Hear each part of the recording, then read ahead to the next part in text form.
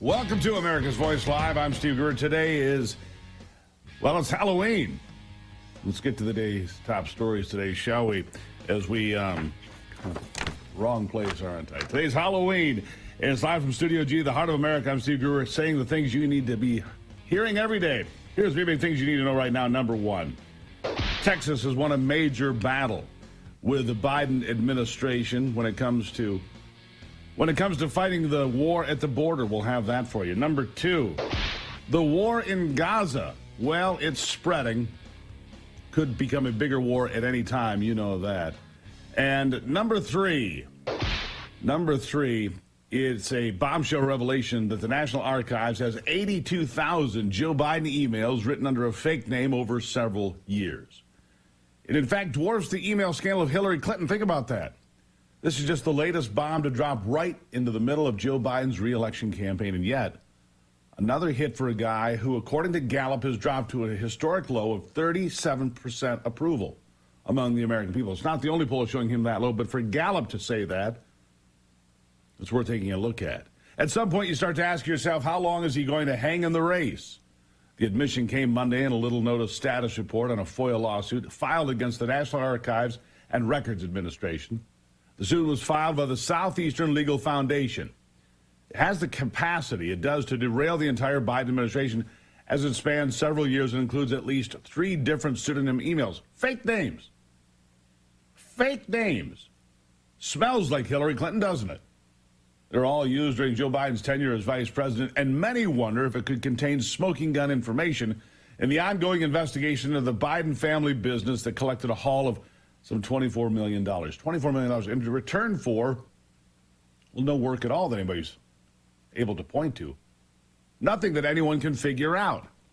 John Solomon at Just the News broke the story late yesterday and reminded readers that the lawsuit followed the revelations that Just the News broke about the secret emails a year ago involving Joe Biden.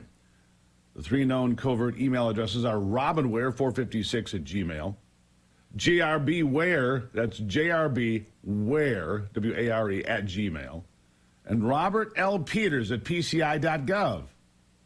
Don't know who these people are or where the names came from. And I wonder what the lapdog media will do to justify ignoring this bombshell story this time around. The breaking story from Just the News also included this excerpt from the update. NARA has completed a search for potentially responsive documents and is currently processing those documents for the purpose of producing non-exempt portions of any responsive records on a monthly rolling basis. The staff's report stated, given the scope of the plaintiff's FOIA request, which seeks copies of all emails in 3 separate accounts over an 8-year period, the volume of potentially responsive records is necessarily large. And then the scope of the admission was admitted. NARA has identified approximately 82,000 pages of potentially responsive documents, and it is currently processing those documents and preparing any non-exempt responsive documents for production on a rolling basis. The filing added this: we will have to wait and see where this goes, but the lawsuit has hit pay dirt. The lawsuit has hit pay dirt, it appears, and now the real digging will begin.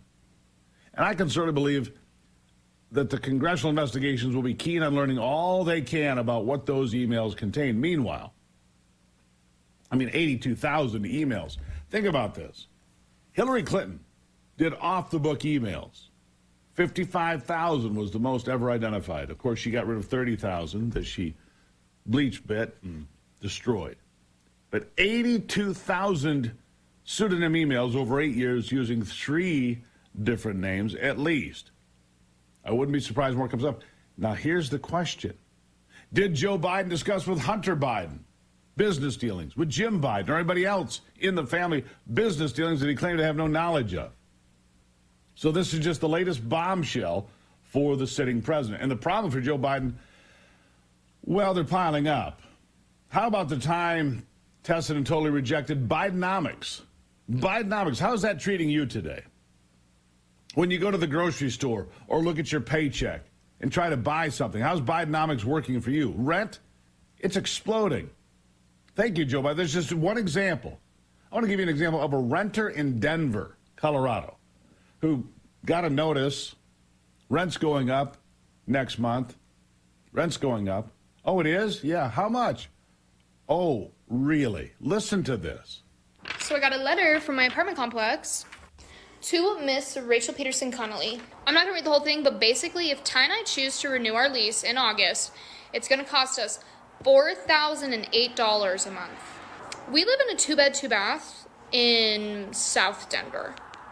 Just so you don't think I'm making it up, we would be paying almost as much as my parents do for a 7-bedroom, 11-acre house. Colorado, y'all are on some crack cocaine. $4,008 a month for a 2-bedroom, 2-bath in South Denver. Her parents, conversely, apparently have a 7-bedroom home on 11 acres somewhere there in Colorado, and their mortgage is about the same. Wow. $4,008 in rent. Bidenomics, what a winner that is. That's just one problem. It's a big problem, but that's just one. There, of course, is the explosion of anti-Semitism that has Biden and his administration snake-bitten because they're pinned by the likes of the Squad on one side and Jewish members of their own party and of Congress on the other side, of course, the public as well. Talk about a no-win situation. They're pinned, all right. What does Joe Biden think about the anti-Israel protests happening across the country right now? Apparently not much, doesn't think about it much at all. Not really too concerned about it at all. Listen to this. Does President Biden look at these anti-Israel protests on college campuses and think it's nice to see that the country's youth are so involved, or does he think the next generation is doomed? Here's the thing. There's no place for hate in America. No. I'm telling you, there's no place for hate in America. And we condemn any anti-Semitic threat or incident in the strongest terms. And you heard me say at the top, I gave a message to students who are feeling under threat right now, right? You know, we're tracking these threats very closely. We are there for them. No student should have to be able to go to class, live on campus in fear. And, you know, these incidents, these reported anti-Semitic incidents at schools and on campuses, that should not be. We have to condemn them. We have to condemn them. But when you do, you're threatened by the likes of the Squad saying if you condemn them and you support Israel, you'll lose all your Arab voters. You'll lose all your Muslim voters. You're going to lose big chunks of support. Now, across the country, that may not mean a heck of a lot.